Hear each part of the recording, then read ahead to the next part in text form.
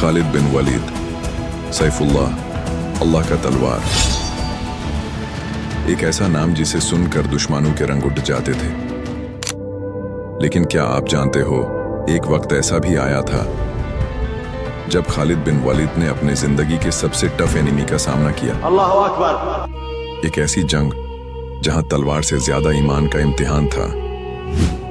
यह कहानी है उस दिन की जब दुनिया के सबसे अजीम जनरल ने समझा, जीत का मतलब हमेशा अपने दुश्मन को मारना नहीं होता, कभी कभी सबसे बड़ी जीत होती है अपने नफ्स पे। तैयार हो जाओ एक ऐसी कहानी के लिए जहां हर तलवार की चमक के पीछे एक दुआ छुपी थी। यह है जब खालिद बिन वलीद ने अपने अब तक के सबसे टफेस्ट दुश्मन का सामना किया। अल्लाह अकबर। 7th सेंचुरी का अरब, हर कोने में जंग का धुआं था और उन जंगों के बीच उभर कर आया एक नाम, खालिद बिन वलीद। रसूल अल्लाह सल्लल्लाहु अलैहि वसल्लम ने उन्हें कहा, सैफुल्लाह, एक ऐसा कमांडर जिन्होंने कभी हार नहीं देखी। रोमन हो या पर्शियन, सब उनके नाम से कांप उठते थे।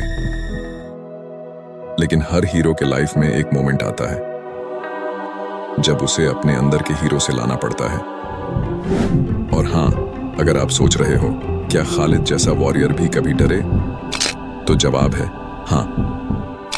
लेकिन वो डर किसी तलवार का नहीं था, वो डर था अपने रब के सामने जवाब देने का।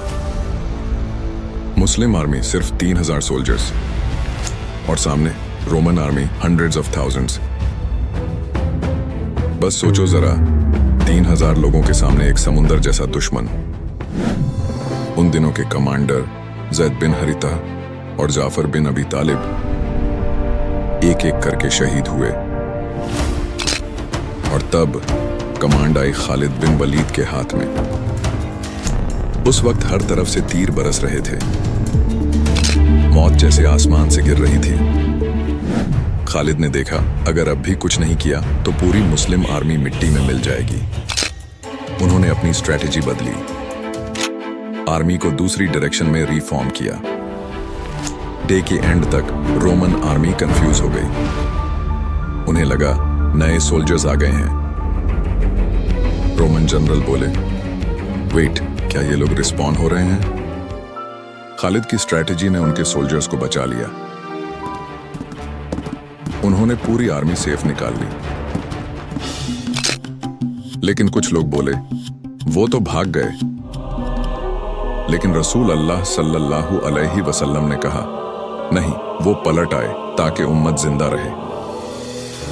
लेकिन असली जंग अब शुरू हुई थी, अंदर की जंग। खालिद बिन वलीद, जो हर दफा विक्ट्री के साथ लौटते थे, इस दफा उनके दिल में एक खामोश सवाल था, क्या मैंने दुश्मन को हराया या सिर्फ वक्त खरीदा? उन्होंने अपनी तलवार उठाई जो खून से लाल थी और दुआ की, या अल्लाह, अगर ये तलवार तेरी रजा में नहीं उठती तो ये सबसे बेकार लोहा है दुनिया का। यही था उनका सबसे बड़ा दुश्मन, उनके अंदर का ईगो, उनका नफ्स।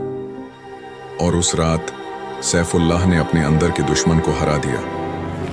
वक्त गुजरता गया, खालिद बिन वलीद ने और भी जंगों में फतह हासिल की, लेकिन उन्हें कभी अपनी वो दुआ नहीं भुलाई।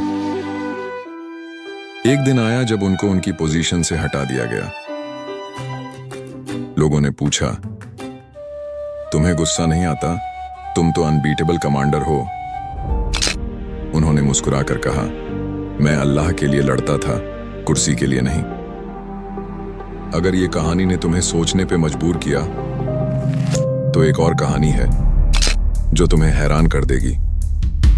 एक प्लेन जो हवा में था और फिर गया कहां? The plane that vanished into nowhere, MH370 full story. मैं वहां तुम्हारा इंतजार कर रहा हूं। सब्सक्राइब।